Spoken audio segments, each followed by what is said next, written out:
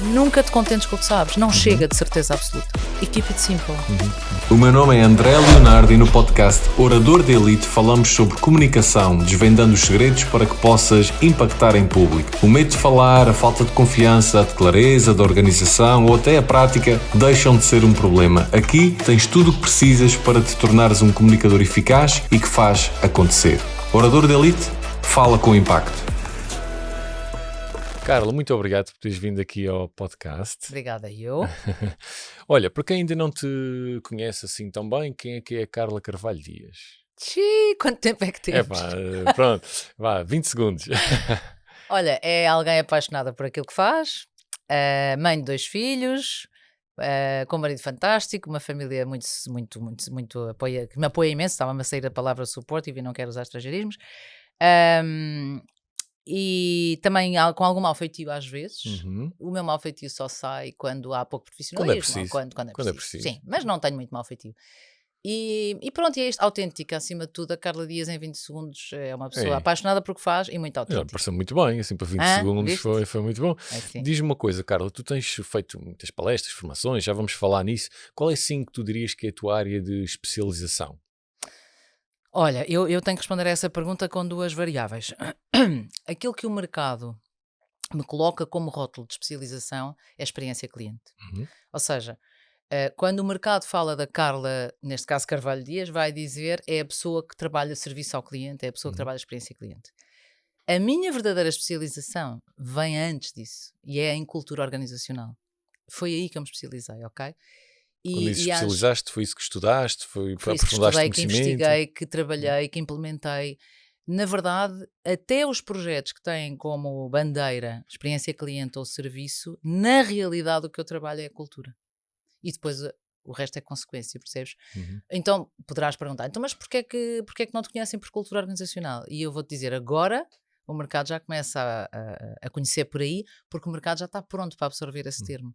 Mas há 15 anos... Não estava. Há 15 anos estava pronto para ouvir serviço ao cliente. Há 10 começou a ficar pronto para ouvir experiência cliente. E agora está pronto para ouvir cultura organizacional. Ou seja, na prática tu falavas daquilo que criava valor, o label é que era outro. É porque uma vez, lembro-me bem, no início da minha carreira, há mais de 25 anos, de uma pessoa me ter dito não há nada pior do que ter a ideia certa no momento errado. E eu às vezes sinto que ando sempre com a ideia certa no momento errado. Portanto, a vida vai-nos ensinando ok, eu acredito que a ideia é certa, mas o mercado está ou não está preparado para esta temática? Preparado não no sentido de ser competente ou não, mas preparado no sentido de absorção. O mercado vai absorver aberto para. E quando tu percebes e achas que não, então não insistas no caminho. Espera, vai chegar o dia em que vais estar. E pronto, e essa foi a minha lógica, que é... Paralelamente, deixa-me dizer, tenho uma crença e, quer dizer, é um novo campo de batalha que já era, mas de facto sem uma boa experiência cliente não tens negócio, ok? Pode ser a melhor cultura do mundo, mas a seguir aquilo não resulta, mas sim, foi por aí. E como é que adquiriste esse conhecimento? Foste estudar, quando dizes estudar, foi na faculdade, foste fazer pós-graduações, doutoramentos? Conta-me, como é que chegaste a esse conhecimento teórico diferenciado? E se calhar o conhecimento é mais empírico do que teórico e eu fui buscar a teoria para teorizar a minha prática. E não o contrário, ok? Certo. Às vezes teorizamos a prática e eu acho que, sim, eu teorizo a prática e pratico a teoria, mas comecei mais com a prática do que com a teoria. E então... que é uma forma também perfeitamente válida de adquirir conhecimento, é ir para o terreno, não é? É o terreno, é trazer essa experiência de terreno. Agora, o que acontece é, a vida foi-me empurrando, não é? Com conhecimento, com projetos, com oportunidades, com uma série de coisas. E há uma altura, desde logo, deixa-me começar pelo início. Eu estudei engenharia mecânica, em termodinâmica. E às vezes as pessoas, é uma pergunta muito frequente, como é que uma engenheira mecânica vai parar? E eu brinco. Eu já estava aqui preparado para fazer. Pois, mas eu preciso, sabes qual é a minha resposta? Tens tempo para eu explicar. Não, deixa-me pôr a coisa assim. O curso de engenharia, eu continuo a achar que talvez seja a minha maior valia, ou valência. Não só pela engenharia em si, da mecânica, mas pela termodinâmica, que é uma disciplina muito... Na altura diziam que era dos loucos e tal, só os malucos é que iam para termodinâmica e não sei o quê, e que eu adoro, de paixão. Particularmente mecânica de fluidos é uma coisa que eu adoro. E a mecânica trouxe-me ao longo da minha vida a estruturação, a esquematização, a análise rápida, o straight to the point, o seu objetivo, não dês rodeios, pronto. A termodinâmica traz-me um lado de complexidade que está dentro das organizações. Isto assim numa fase teórica, ok? Numa base teórica e também prática. Depois, o que é que aconteceu ao longo da vida? Eu comecei em consultoria. E para a consultoria, o que é que eu precisava? Da mecânica e da termodinâmica. Era estruturação, engenharia, bora lá, reestruturar empresas e tal. O que é que rapidamente percebi? Que tudo aquilo era fantástico, os desenhos de processos, aquilo tudo era fantástico, o novo processo, como é que vamos, os fluxos, aquilo tudo, mas estava refém das pessoas, não é? Quer dizer, ou as pessoas compram, aderem e mudam, ou não acontecia nada. E é aí que eu começo a perceber não só que tinha uma apetência natural para mobilizar, as coisas aconteciam, como é que eu fazia na altura? Se eu quiser teorizar, não sei. Eu sei que há um denominador comum ao longo da vida que é, eu sempre acreditei nas pessoas com que trabalho. Acredito nelas, ponto final. Seja quem for, em que país for, em que continente for. E então eu comecei a perceber isso e depois comecei a perceber o quê? Que a parte do processo, dos KPIs, dos scorecards, era super fácil. Difícil era pôr a malta a fazer. Isto agora juntando à minha especialização. O que é que eu comecei então a fazer? Eu comecei a investir muito em desenvolvimento pessoal. Não com nem nenhum MBA, nem nenhum doutoramento. Por acaso candidatei-me há muitos anos a um doutoramento, porque houve um professor da... não me lembro da faculdade. É ali ao pé da antiga Feira Popular. Me desafiou porque não havia doutoramentos de coisas práticas. E eu de facto candidatei e a resposta que eu tive foi que não tinha nenhum professor para me acompanhar, porque de facto era uma coisa muito nova, terreno, específica. E muito específica. E ainda bem que não deu. E eu às vezes brinco e digo, se eu gostava de ter feito um MBA, sim, mas não podia, eu estava sempre a trabalhar. Eu várias vezes fui ver. Portanto, não fiz assim nada enorme, fui fazendo muita coisa. Umas cá dentro, outras lá fora. Foste adquirindo conhecimento aqui e ali. Sim, e fui fazendo cursos de coisas muito variadas. Por exemplo, eu neste momento estou a fazer um Master em Inteligência Artificial, um Master Executivo, que aparentemente não tem nada a ver. Mas tem. Aparentemente, mas tem. Eu depois fiz a minha certificação de coaching há 20 anos e na altura foi um ano em certificação e o meu exame teve que ser filmado e mandado para os Estados Unidos e assim, uma coisa muito, muito séria. Essa foi uma viragem grande. Depois fui fazendo muita coisa, que eu não consigo neste momento relatar tudo o que já fiz, mas fiz fiz a certificação em Human Element também, do Will Schultz, fiz. Não, eu estou-te a perguntar isto porque tu sabes, no mercado há basicamente dois tipos de oradores, não é? Há o orador das aventuras e que tem uma história para contar, com privações, com desafios, etc. Ou tens aquele orador que tem um determinado conhecimento mais ou menos teórico e que depois o passa de alguma forma. Eu diria que tu te inseres mais neste segundo que eu relatei, não é? Por isso é que eu estava a perguntar, apesar de, e agora podemos falar aqui um bocadinho já das palestras e das formações em si, eu também já assisti a palestras tuas, tu usas muitos casos de estudo, não é? Usas muitas histórias quando estás a passar o teu conteúdo. Sim, normalmente sim. Há casos onde eventualmente não uso, percebes? Quais são? Por exemplo? Pois era isso que eu ia dizer. Quais são? São casos onde há outro tipo de conteúdo que vai ter mais valor. Imagina que eu tenho uma plateia... Quer dizer, a história tem sempre lugar lá, não é? A história tem que lá estar. Agora, não necessariamente ser determinante no contexto da palestra. A história é um caminho para tu passares o conteúdo, não é? Sim, exatamente. Ou para reforçar, ou para trazer metáfora a uma determinada situação, ou para trazer um paralelo onde eu quero que a pessoa se distancie da sua área de negócio e não fique agarrada à sua área de negócio. Mas agora estou-me a tentar lembrar de alguma, deixa-me pensar. Estou-me a lembrar de uma concretamente onde não, quer dizer, a história ali não era propriamente pós-confinamento. Estamos em abril, se a memória não me falha, abril de 2021, portanto ainda estava, esta empresa concretamente ainda estava confinada, só ia sair, por acaso estou-te a dizer isto, olha, enfim, eles ainda estavam todos, indústria farmacêutica a nível internacional, e quem me contratou foi a divisão da Turquia, que por sinal agregava todos os países. E o que é que estava a acontecer? Com a turbulência toda do confinamento, das vacinas, a equipa andava completamente desnorteada a tentar apanhar o rumo, porque estamos ainda numa fase onde antigamente nós planeávamos aqui e íamos parar aqui. Agora as empresas fazem cenários, que é, podemos ter isto, podemos ter isto, podemos ter isto. Se formos por aqui, acontece isto. E o que acontece, na altura o que estava a acontecer era que as pessoas, management neste caso, estava descrente e até com algum descrédito em relação à liderança de topo, numa lógica de, eles não sabem o que querem, porque hoje querem para aqui, amanhã querem ir para ali, já ninguém se organiza, já ninguém se orienta. E era sobre isto que eu tinha que fazer alguma coisa. Ok, podes ir pela história, que se me tivesse surgido, era para onde eu teria ido. Uhum. Mas eu fui por outra via, percebes? Portanto, ali não era tanta história, sabes aquela expressão do com o mal dos outros para o seu bem? Certo, Eu sim. acho que ali eu podia-lhes ter contado as histórias todas, Aham. não ia Não funcionar. ia surtir E efeito. portanto eu aí escolhi um outro caminho, que felizmente surtiu efeito e foi ótimo. Falei um pouco sobre a evolução das culturas organizacionais, falei do estado do mundo, brinquei imenso com cartoons sobre situações empresariais. E pronto, e não usei tanta história. percebes? Certo, mas não deixaste de utilizar situações aqui ou ali de humor Sempre. para conseguir criar ligação, sempre. O humor, aí eu posso não usar sempre histórias, mas o humor, esse esquece, Uhum. tem que lá E estar. porquê? E pá, eu acho que para sério já basta a vida, não é?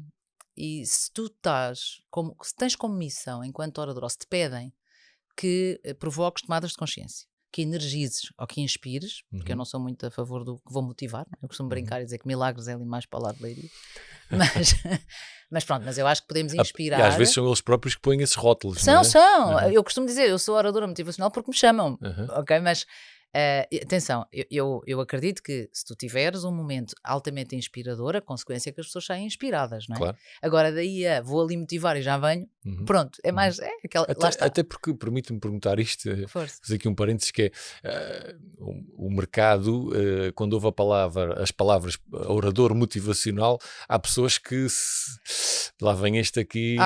Eu sou uma delas. Eu também. Eu sei, quer dizer, eu imagino, a gente já se vai conhecendo.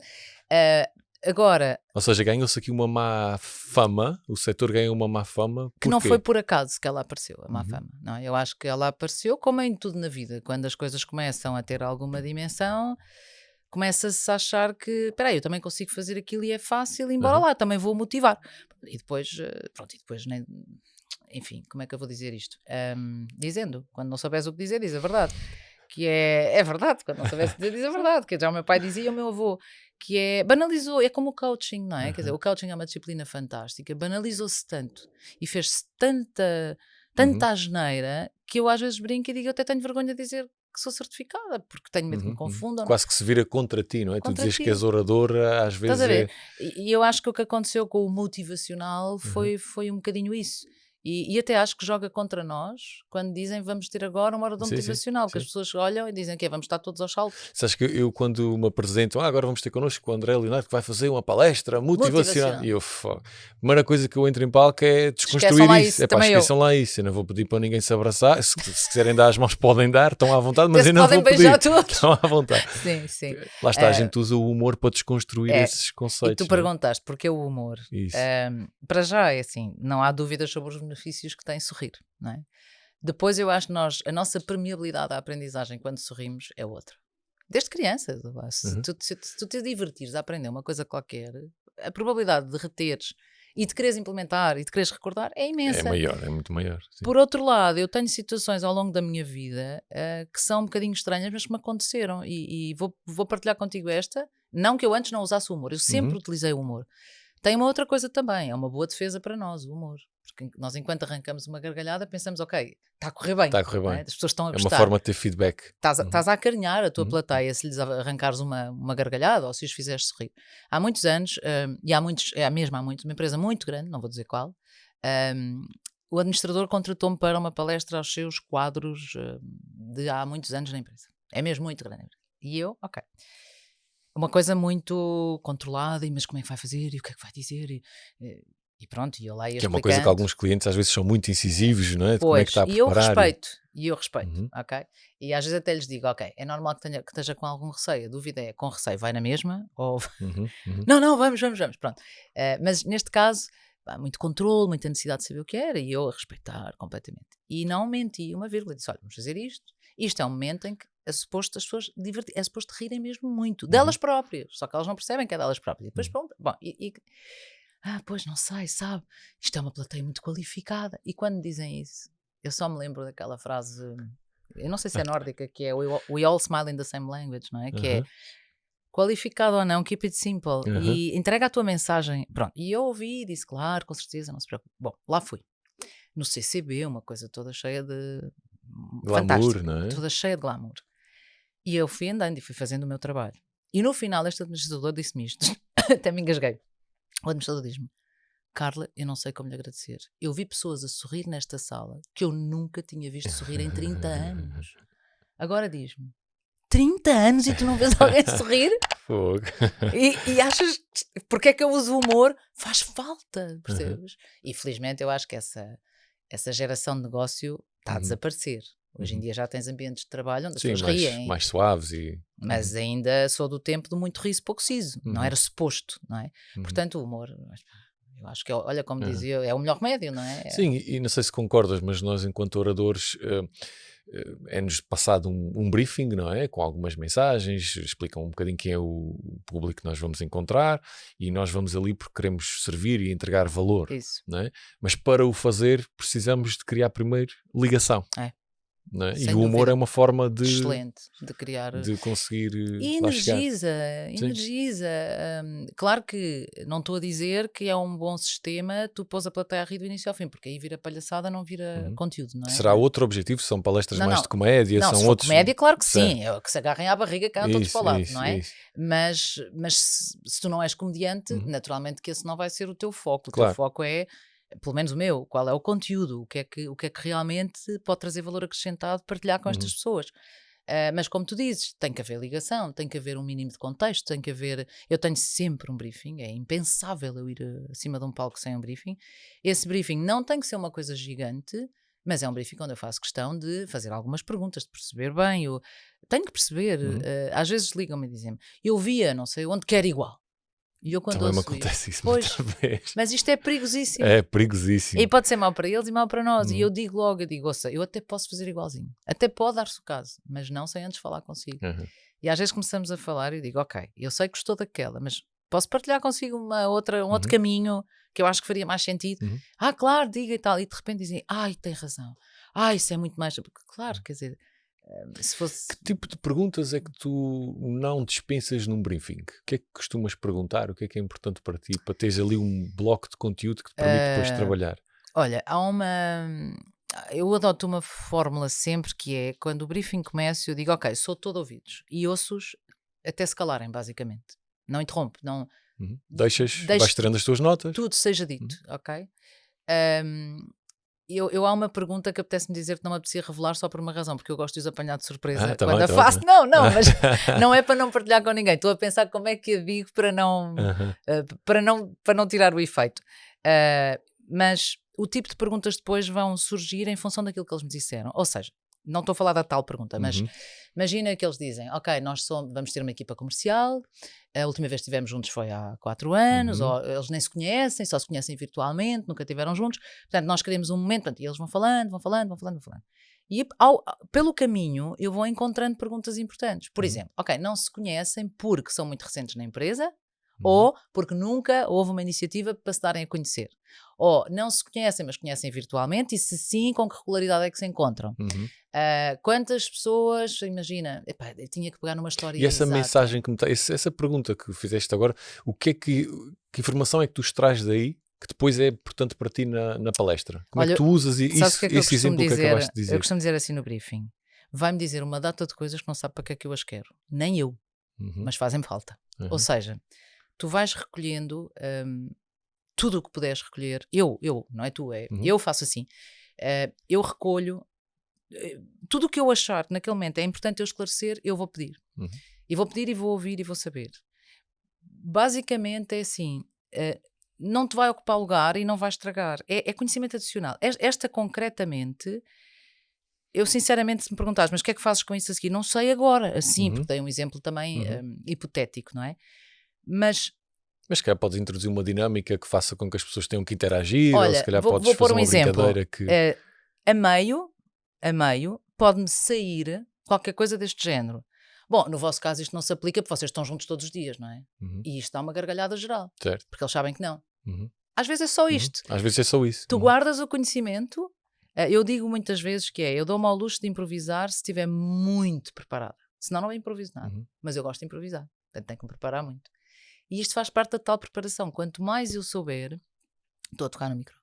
Quanto mais eu souber, E às vezes são coisas tão... Deixa-me dizer-te assim. Às vezes dou comigo em briefings a dizer, mas vocês têm uma copa? Temos uma copa. E as pessoas costumam usar. E tu perguntas, mas tu queres saber isso para quê? causa da cultura. Uhum. Porque eu com estas perguntas, eu vou respirar e vou... Para o teu tema Para pode o ser meu importante. tema é Uhum. muito importante eu perceber, espera, onde é que eu vou, onde é que eu vou estar? Qual é a cultura em que eu estou inserida? Uhum. É uma cultura de partilha, é uma cultura de a malta Interessante. encontra-se para beber uns copos, não é? É uma cultura formal, estás a ver? E depois há uma pergunta, vou dizer qual é, não, Diz sim. vou arranjar maneira de dizer qual é, que eu não vivo sem ela, que é perguntar-lhes se tivessem, se pudessem mudar um comportamento da equipa, mas só um, qual seria? Uhum. E aí, porque é assim, tu sabes, enquanto orador, que é. Então, expliquem, qual é o que é que vocês pretendem? Então nós queremos inspirar e queremos motivar e queremos que eles sejam mais proativos. Às vezes eles nem sabem explicar bem o que é que querem. E tens uma lista de 10 coisas. E aí o que eu lhes digo é, ok, só pode dizer uma. Qual seria? E isto normalmente faz parar, que é só uma. Sim, só uma.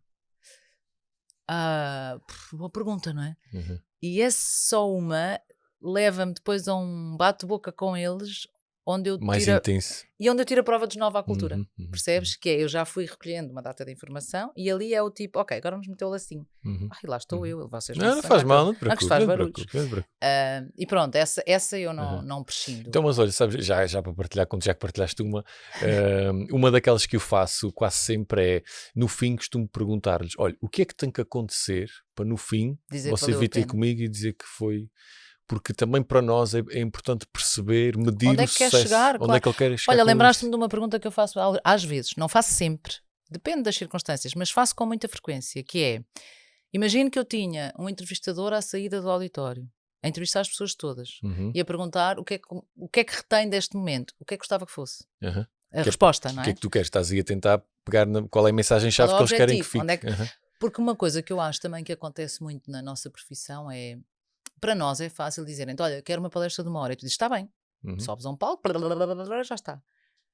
Mas isso, eu pessoalmente não acredito, fazes uma, Não é só isso. não é só isso. Com E tu até fazes aquela, Uhum. mas não sei se vais fazer assim tantas durante muito tempo, porque estás um papagaio, não é? Sim.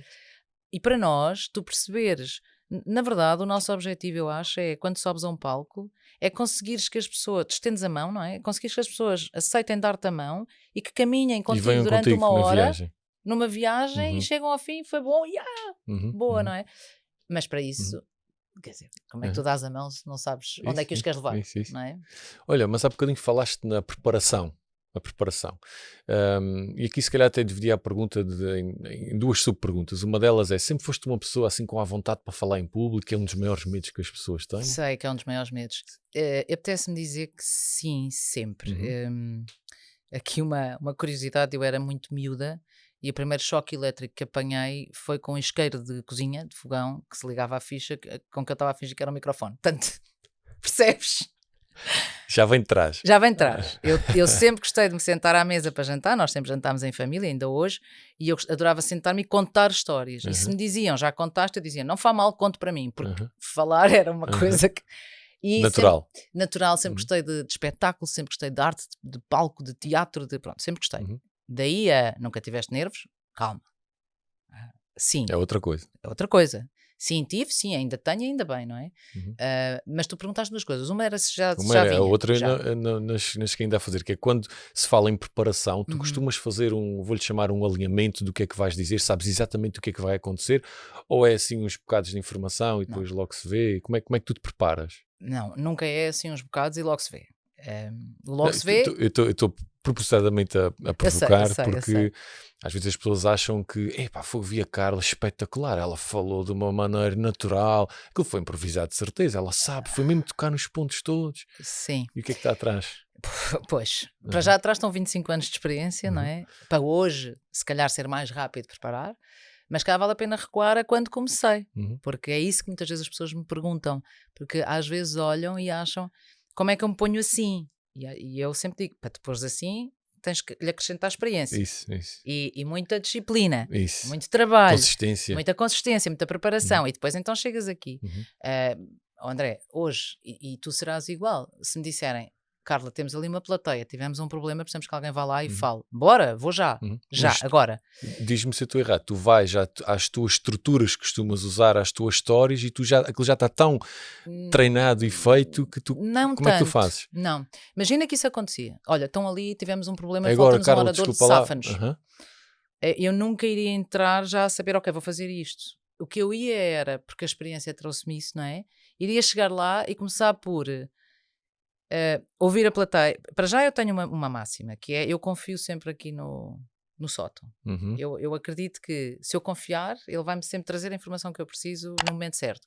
Agora, tens que o alimentar, não é? Uhum. Tens que estudar, eu há bocadinho falei de cursos, então o que eu já li, então Uhum. o que, não é? Quer dizer, portanto, eu confio sempre que na hora H, se eu confiar, ele vai-me dar a resposta do que é que eu preciso. Portanto, a primeira coisa que eu ia fazer nessa plateia era interagir, perguntar coisas soltas. E então, gostavam de ouvir falar sobre quê? O que é que acham dos clientes? Quem é que nos paga o ordenado? E aí, de certeza absoluta que à medida que eles fossem trazendo a informação, eu ia começar a dizer, ok, se calhar vão achar piada aí por aqui ou por ali. Porquê?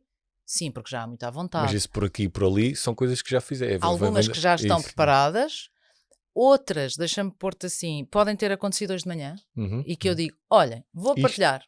Hoje de manhã aconteceu.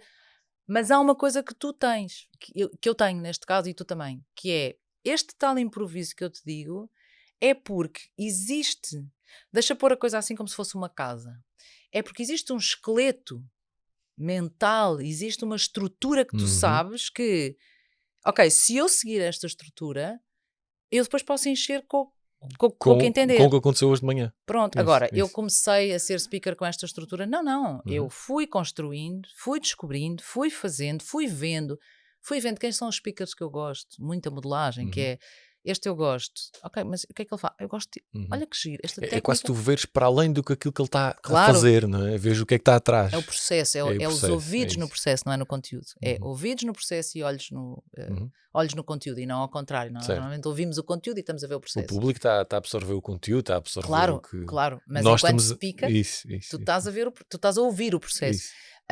E em relação a essa preparação, eu posso dizer que eu, no início, fazia em todas as palestras, que fosse 15 minutos, 1 hora, 1 hora e meia, pegava nos meu PowerPoint e imprimia-o todo em miniaturas de 6 por página. E ia lá pôr os timing, porque faço questão de cumprir timing. Às vezes, agora porque já sou cota, estás a ver, já me dou a luz. Derrapo assim, mas pouco, não gosto de derrapar. Para mim é fundamental quando dizem 1 hora, eu olhar e ver 59 e à hora certa estás terminou. A cumprir. E até digo, 1 hora, naquela de atenção que, às vezes digo a brincar, mas eu pegava nos slides e punha, ok, daqui a aqui eu devo demorar 3 minutos e meio, e punha balizas, que era, ok, eu neste slide, eu só podem ter passado 15 minutos. Se eu chegar a este slide e tiverem passado 17, eu já não posso esticar-me. E depois punha isso tudo direitinho. E depois estava lá em cima e sabia que quando chegar àquele, eu tenho que estar, imagina, ao meio-dia 15. O treino ajuda muito ao desconforto. O treino ajuda muito... O treino e a preparação. Sim, quando todos claro. O treino é o treino de tudo, não? Sim, o treino dos timings, o treino dos timings, do absorver, do ver.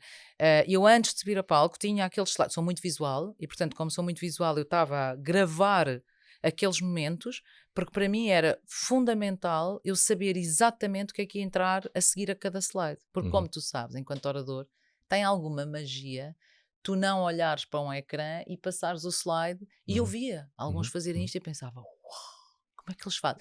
Pois claro, treinei. Hoje eu não preciso de decorar o alinhamento. Não preciso, porque... Hoje. Tenho 53 anos, não é verdade? Hoje não preciso, mas eu fazia isto. Era impensável, mas mesmo impensável. Eu tenho um lado um bocadinho perfeccionista, mas se calhar mais do que perfeccionista, eu tenho um lado muito rigoroso. E acho que nós podemos relativizar em tudo, mas nunca no profissionalismo e nunca numa coisa que te estão a pagar para fazer. Portanto, faz bem feito, acabou. Não é? Se a gente vai lá, vais lá e se estão a confiar em ti para uma tarefa destas. Fora portanto, a responsabilidade que é ter ali centenas de pessoas às vezes. Tal e qual. E portanto eu fazia, quer dizer, havia todo por exemplo, hoje muito mais relaxado em relação a isso, mas eu desde sempre que falo ou de calças pretas e camisa branca ou de calças brancas e camisa preta. É a minha farda. Mas não é por acaso. É porque eu não subo a um palco para verem a minha bela roupa. Eu subo a um palco para me ouvirem. E às vezes as pessoas que vêm falar comigo dizem, é que eu não sei o que é de vestir. E eu digo sempre que seja qualquer coisa em que o público não repare. Porque se eles vão reparar no teu vestido ou nas calças mais justas, e particularmente sendo senhora, percebes? não é isso que tu queres. O que tu queres é que eles ouçam a tua mensagem. Certo. A indumentária não interessa. Claro que tem que, um bocadinho, se calhar, tem que estar enquadrada, não é? Claro. Se é um evento muito formal de um banco, uma pessoa não vai de calças e t-shirt, também menos queira Tu és homem, é propositadamente fazer diferente. isso, não é? Pois, eu sempre falei de ténis, sempre falei de calças pretas, sempre. E sempre falei ou mas de porque t-shirt. também, se calhar, queres passar alguma disrupção, ou se calhar... Queres a verdade? Sabes porque é que eu falo de ténis? Para não cair no meio do palco. Para não isto saltos altos e ouvir algo mais, não é? Eu vou-te contar. Também já vi isso acontecer a uma pessoa uma vez. Também eu. Há muitos anos, eu sempre gostei muito de usar ténis ou sapatilhas, não é? Como vocês dizem, tanto faz. Como vocês. Os Açores são sapatilhas. Pronto, sapatilhas para os Açores. O podcast é de um açoriano, são sapatilhas. Sapatilhas. Mas pronto, eu sempre gostei muito de usar sapatilhas porque considero uma pessoa muito prática. Quando comecei a usá-las com fato, era extremamente irreverente. E toda a gente dizia, uau, sapatilhas com Que me fato. dera ser como E eu ela. achava aquilo, estou super à frente, tinha 28 anos, andava de fato e de sapatilhas. E depois, o meu estilo em palco mexo-me imenso e ando de um lado para o outro e gosto de se me apetecer saltar. E aquilo ajudava. Pronto, ok. Depois, um dia, a primeira vez que eu fui ao Kinema falar para 1500 pessoas, pensei, não, vou de sapatos. Não é? Quer dizer, é uma coisa... Hoje é sério. Hoje é sério. E aqui entre nós até fui comprar uns sapatos só para aquilo. Lindos de morrer. E lá vou eu com os sapatos. E cheguei ao fim, não adorei estar de sapatos. E quando chego ao fim, estava lá pessoas da minha equipa e disseram, foi brilhante, mas faltaram-lhe as sapatilhas. Epá, a Carla de sapatilhas. E eu nesse dia pensei, nunca mais. Acabou-se. Nunca mais. E eu tenho há alguns momentos que estão captados, porque depende das plateias. Claro que, agora deixa-me pôr, eu tenho sapatilhas de verniz e tenho sapatilhas mais sapatilhas. Mas, independentemente, eu sou senhora diferente, ok? Mas, independentemente do ambiente ser Não, mas é muito super formal, interessante estás a tocar nesse tema. houve muito formal, nada formal, zero formal, a farda é mesmo. Eu levo umas calças. Imagina, o ambiente é muito formal, então se calhar as minhas calças pretas são umas calças de corte clássico, a direito, e a camisa é uma camisa... Uma camisa. E se por outro lado fores a uma faculdade? Mesma coisa. Mas as calças são exatamente as mesmas, da mesma forma? Eu vou dizer, eu tenho várias calças de farda, como eu costumo dizer.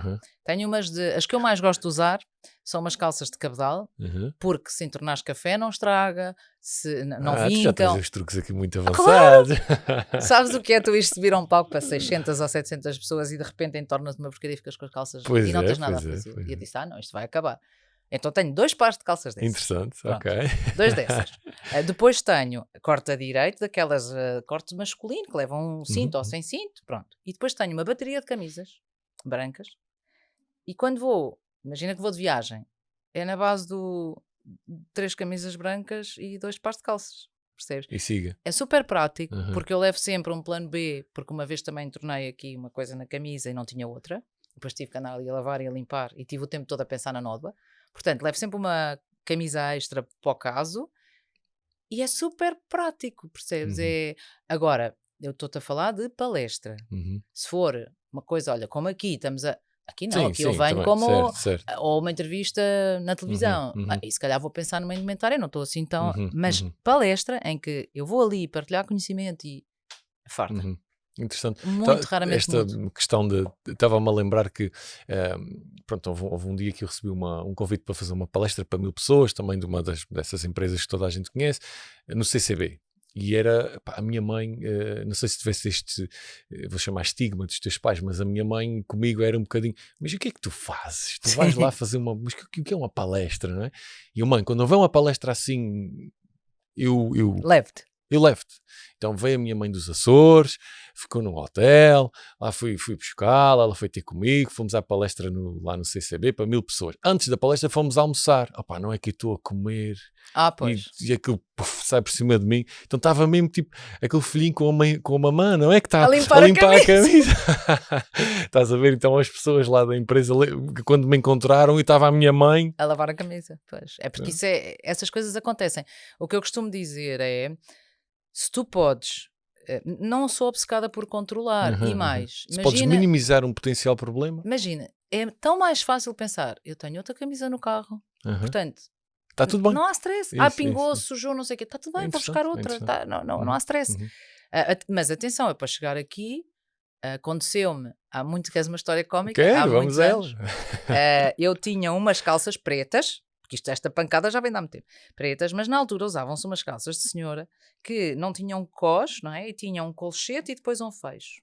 E eram mais justas. E eu, antes de falar, quando vou à casa de banho e puxo o fecho não fecha, porque rebentou. Rebentou, quer dizer, estragou-se. Portanto, eu fiquei, assim, caricaturando, com um colchete aqui e isto assim. E agora safa-te, não é? Portanto, o que é que eu fiz? Cozi as calças, literalmente. Arranjei agulha e linha, foi uma cena. Cozi aquilo tudo, e agora para rir mesmo, funcionou, porque eu levei a camisa por fora, para disfarçar. O problema foi quando eu tive que ir à casa de banho no fim, que me esqueci que aquilo estava cozido, percebes? Portanto, é assim... há muitas técnicas que uma pessoa vai adotando porque a experiência lhe vai trazendo... Mas isso é a experiência do terreno. Exatamente, percebes? Exatamente. Olha, eu lembro-me há muitos anos, no Casino de Lisboa, estava gravidíssima, 8 meses, do meu filho Lourenço. Fui ao cabeleireiro, grávida, ia ser entrevistada num evento, era de imobiliário, não sei o quê. E então, cabeleireiro, uns sapatos altos, para variar porque era uma entrevista, era nos sofás. E chego ao Casino de Lisboa, por bastidores e nananã, e vira-se a senhora lá da organização e diz: a senhora não pode ir com esses sapatos para o palco. Não. Como? Não avisaram. Eu disse: não, ninguém me disse nada. Não, é que nós vamos ter um programa, um espetáculo à noite de não sei quê, o palco tem um piso que não pode levar saltos, tem que ser ténis e eu... Ninguém me avisou-me. De repente diziam elas: espera, as bailarinas têm ali Sabrinas. Fomos ver, mas não havia, mas não. Eu disse: espera, tenho uns ténis no carro, umas sapatilhas, que sempre tenho. Tenho umas sapatilhas no carro, eu venho já. Saio do Casino de Lisboa, o carro estava estacionado no parque em frente. Vou para ali afora, ainda me lembro dos ténis dourados. Pego dourados, quer dizer assim, um bege. Tiro os ténis, troco os ténis. E quando venho para vir para o Casino de Lisboa, cai a maior carga de água. Ai, Jesus! Mas a maior do século. Eu cheguei ao Casino de Lisboa, do meu cabelinho de cabeleireiro, que na altura era comprido, ensopada, literalmente, com uma barriga deste tamanho. E então, cheguei lá, ficou tudo a olhar para mim, porque eu não tinha como, lá estava no meio da rua e aquilo, perdão. Lá eu estava, e pronto, e o que é que aconteceu a seguir? Pedi um secador, alguém que tivesse, porque havia camarins lá, sequei o cabelo. A coisa mais ou O menos. meu cabelo é tudo menos liso, portanto, em vez do meu cabelo maravilhoso de cabeleireiro, eu fiquei com uma juba deste tamanho dos meus caracóis. E siga. E correu lindamente. E ainda hoje, quando vejo essas fotos, dá-me vontade de rir, porque lembro-me da carga de água que apanhei. E estas pequeninas coisas é o que te faz ter no carro uma camisa branca, um par de sapatilhas ou de ténis, e keep it simple. Mas pronto, olha, não sei porque é que peguei na indumentária, mas foi parar aí. Olha, Carla, diz-me uma coisa, tu deves ser das pessoas que eu conheço que está há mais tempo no mercado, não é? Há 25 anos, disseste-me há pouco. Já passa. Como é que uma pessoa se consegue manter 25 anos no mercado que está sempre a mudar, que umas vezes quer mais uns temas, outros temas, gosta mais de formações, depois de palestras, depois já deste uma palestra, depois eles não querem repetir logo, é depois. Quais são, se tivesses que dizer assim 2 ou 3 máximas, o que é que tu me dizias para a gente se conseguir manter no mercado com alguma sustentabilidade e com um caminho? Não sei se a ordem é correta, vou dizer o que me está a Sem vir à ordem, ideia. sem ordem. Há uma coisa que... eu vou usar uma expressão do meu marido que eu adoro, que ele usa muitas vezes, que é andar à frente do avião. Ou seja, ele diz que quando vais a pilotar um avião não podes estar a ver O este teu momento. marido é comandante, não é? Sim. Tu não podes estar a ver aqui onde é que estás. Tens de estar sempre à frente do avião e a pensar: ok, está ali uma nuvem de turbulência, está ali não sei o quê. E eu acho que andar à frente do avião é um ingrediente que vem de mão dada com o mantém sempre a humildade de que não sabes. Isto é, às vezes nós tendemos a fogo disso já eu sei, então já fiz isto, já fiz aquilo, já fiz... Não sabes. É quase ser um eterno aprendiz, não é? Eterno aprendiz. Sorve, bebe tudo, vai atrás, lê e começa a ser esquisito, ou seja, não acredites em tudo o que lês, ser criterioso, escolhe realmente, vai atrás, procura os melhores, aprende com os melhores, não te distraias com acessórios, com o fast food das coisas, com o é só juntar água instantâneo. Portanto, eu acho que a aprendizagem, a expressão aprendizagem contínua é um bocadinho vulgar, mas nunca te contentes com o que sabes, não chega de certeza absoluta. Então, E se agora, uma é essa. São quantas que tu disseste? 2 ou 3, pelo menos. Epá, Mesmo enquanto negócio? a Como segunda é que... é autenticidade, online, Uhum. offline. É, conhecerem-te online ou conhecerem-te offline é igual. Não há Uhum. uma Carla online, outra Carla offline. Uhum. What you see is what you get. Há transparência. Gostas, não gostas. Se não faz um fit para ti, está tudo certo, mas é o orador ser um bocadinho autêntico, ser aquilo que Eu é, acho que né? só pode ser autêntico. Se Uhum. tu queres realmente. Enquanto speaker, há uma que para mim é a máxima amor, que é no dia em que subires ao palco a pensar nos aplausos, já morreste. Hum. E então a minha máxima é sobe ao palco para partilhar, não para receber, Para para dar. servir. Para dar, para Uhum. servir, que é a minha máxima. E tenho uma frase que me acompanha: Love your audience, they will love you back. Uhum. Tu entregas-te e eles entregam-se. Em termos Boa. de speaker, eu acho que Uhum. é por aqui. Giro. Quando estás, por exemplo, a falar assim de palestras e de formações e de apresentar propostas, não é? Que isso faz parte da vida de um orador, é também este dinheiro, que é aquele tema tabu às vezes em Portugal, não é? A gente às vezes não gosta até de falar muito disso, mas faz parte. Tu tens algum critérios é que tu usas assim para chegar aos teus valores? Como é que o que é que para ti são pontos importantes na formulação de um valor? O que é que... Olha, sei lá, por exemplo, já me responderam que mudam consoante o número de pessoas que têm não. na... eu não mudo. Quais são os teus critérios? Os meus critérios são 3. Um cliente com quem eu nunca... Na verdade são 4, mas vamos pensar num cliente que chegou e que quer uma palestra. É um cliente novo, tem um valor. É um cliente habitual, não tem o mesmo valor. Uhum. Tem uma atenção. Claro, porque... Atenção, o habitual significa que há um período de tempo razoável em que trabalhamos. Se ele trabalha comigo há 20 anos... Certo. Pronto. Mas sim, isto porquê? E tu sabes, imagina, tens uma empresa que te contrata para um evento porque vai haver um encontro de marketing. Mas depois a seguir, a mesma empresa vai ter um encontro De da RH comercial ou de ou outra da coisa RH. qualquer, certo. É um cliente habitual, quer Certo, dizer, pronto. certo. Portanto, esse.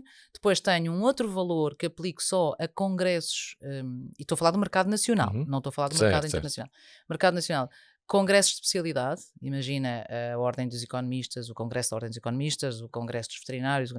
E porquê é que esse valor é diferente e é mais baixo? Porque tu, enquanto speaker, esses congressos são uma oportunidade incrível de angariar clientes. Tu tens numa plateia imensas empresas que potencialmente vão contratar a seguir. E em termos de visibilidade é também muito interessante. Portanto, tu fazes um valor menor, mas no fundo estás a cultivar para no futuro também... Sim, na verdade estás a ter uma oportunidade de dar a conhecer em uma hora 100, 200, 400 empresas. Pronto. Portanto, eu faço um valor... Quem está na sala interessa nesses casos, não é? Exatamente. Em todos os casos, mas nesse... Em termos para perpetuar o negócio, para promover o negócio em termos de passa-palavra, é francamente bom. Portanto, tem esse valor. Depois, há uns anos, adotei uma lógica de... eu tenho com muita frequência... imagina, um comitê de direção que quer qualquer coisa. E aí, eu costumo dizer, não funciona o formato de palestra com 10 pessoas numa sala. E aí tens que encontrar outra modalidade. Pronto, e então esse é um outro valor, mas que eu fujo da palestra. Vou por outros caminhos. E depois, tenho aqui uma condição que é muito importante, que é, tudo isto que eu te disse é quando o cliente quer uma palestra que eu chamo one shot, que é, eu vou ter um evento anual, pumba, quero-te a falar ali. Então e para o ano? Então para o ano temos que ir buscar outro orador. Portanto, isto é um one shot. Isto é assim. Que acontece muitas vezes. Acontece muitas vezes. E está tudo bem. Mas enquanto... Outro cenário é quando eles te pedem, olha, uma formação e depois fazemos uma palestra na Pronto, é isso aliás, mesmo. ao contrário, uma palestra e depois fazemos X formação. Exatamente. Certo. Se houver um projeto integrado, todos estes valores deixam de fazer sentido enquanto speaker e entram numa lógica de consultoria. Tu falaste aí mais que uma vez em formação, eu não dou formação, aliás, mudei o meu, estou a mudar, para que saia esse título de lá, porque eu formação pura não faço mesmo, mas tenho muitos projetos de consultoria e tenho projetos de coaching de equipas, não individual, de equipas. E nesse contexto, se há um projeto integrado, onde eu acho que faz sentido encaixar uma palestra, então esses valores já entram numa ótica de consultoria, percebes? Mas basicamente os meus critérios são estes. E depois, tabu ou não, para mim é linear, é de leitura direta. O mercado tem alguma regulação, apetece-me dizer bastante regulação em termos do speaking. Eu guio-me pelo mercado exterior, onde está muito balizado, é assim, não vale a pena inventar rodas, já toda a gente sabe quanto é que custa e está ok. E depois, ao longo dos anos, fui adaptando esse mercado internacional a Portugal e à minha forma. E depois, é uma questão de justiça organizacional. Por que razão é que eu vou cobrar a 1, 2, se ao outro cobrei 3, 4 ou 5? É assim, tem que haver justiça organizacional. Isto é tudo muito pequeno. Isto é tudo muito tudo pequeno. se sabe. Percebes? Portanto, Portanto, esta questão de às vezes querer ser ganancioso vira-se contra nós. eu sempre. perco, eu perco tranquilamente trabalho se o problema for preço. E não tem a ver com inflexibilidade, percebes? Tem mesmo a ver com Perfeitamente. justiça. Uhum. Porque acho que tem que ser assim. Repara, eu tenho empresas que são relativamente pequenas a fazer um esforço enorme para me pagarem. Por que razão é que eu depois vou ter outra empresa que, porque é grande e porque o nome é sonante, eu vou dizer, pronto, assim faço-lhe. Não é justo. E a justiça para Percebo mim perfeitamente. a justiça para mim é um pilar. E imagino que em 25 anos é um valor, é uma forma de estar muito importante, não é? Porque o mercado depois também percebe isso, não é? Autenticidade, transparência. Uhum. Eu tenho pessoas com quem já trabalhei que já passaram por 3, 4 empresas. Já sabem do que é que a casa gasta, percebes? Não há... Não vale a pena. E podia contar aqui uma inventar. grande história sobre isso, que foi um grande ensinamento. Mas pronto, depois eu conto outro dia. Fica para Isso, o próximo isso. podcast. Olha, Carla, para nós terminarmos, tinha uma última pergunta, que Força. é: o que é que para ti é um orador de elite? De elite? Eu não sei se há oradores de elite. Não te posso ajudar nessa resposta. Sabes que eu não sou muito adepta do guru, Uhum. da gurete, como chamou uma vez um americano, que eu olhei para ele e disse, o quê? Gurete. Ele disse, you can be a gurete. Eu disse, ai, não gosto, não, deixa lá isso. Porque o guru leva-te, pelo que estás a dizer, àquele conceito de orador motivacional, não é? Aquela caixa Não que sei, tu eu não acho gostas. que, lá está, estás a ver aquilo que eu te disse, que é, nós nunca sabemos tudo, mas qual guru, nem meio guru? Sim, Há sim. pessoas que são muito boas naquilo que fazem, ponto Isso. final, percebes? Portanto, orador de elite, bem, eu posso ir por vários caminhos, não é? Agora, se estivermos a ver, tipo, tropa de elite, não é? Eu apetece-me ir buscar um exemplo, que é, vou buscar o Daniel Pink, que é um dos 10 maiores influenciadores do mundo, é um homem que cada vez que escreve um livro, eu mudo um hábito qualquer na minha vida e descubro Alguém que te impacta muito com aquilo abrem-se que portas faz. novas, quer dizer, descubro ali caminhos que não sabia que existiam. É um homem extremamente humilde, já tive a felicidade de o conhecer e de privar com ele, e ele se calhar é um orador de elite, porque move bilhões de pessoas, porque chega ao mundo inteiro, porque agora Influencia muito com a sua influencia mensagem, muito não é? e tem um trabalho de uma seriedade. Uhum. É incrível a seriedade que está por trás de toda a investigação que ele faz. Nada daquilo é dito porque sim ou em vão. É realmente brilhante. Porque eu não consigo olhar... Ou então, se quiseres, um orador de elite pode ser qualquer um. Desde que seja extremamente ético sempre, extremamente profissional, que vá para o palco dar e não esperar por receber, não é? Que domine o tema de que está a falar, seja a sua história pessoal, seja um tema específico. Ok, se calhar isso é um orador de elite, percebes? Acho que já disseste muita coisa. Acho que já disseste muita Mas coisa. pronto, não sou muito de super-homens, sabes? E super-mulheres e elite, não sei. Acho Mas que olha que acabaste de dar uma definição muito boa. Pronto, então olha, está bem. Muito obrigado, Carla, Obrigada por aí. estás aqui. Tá Obrigada bem? eu. Obrigada eu.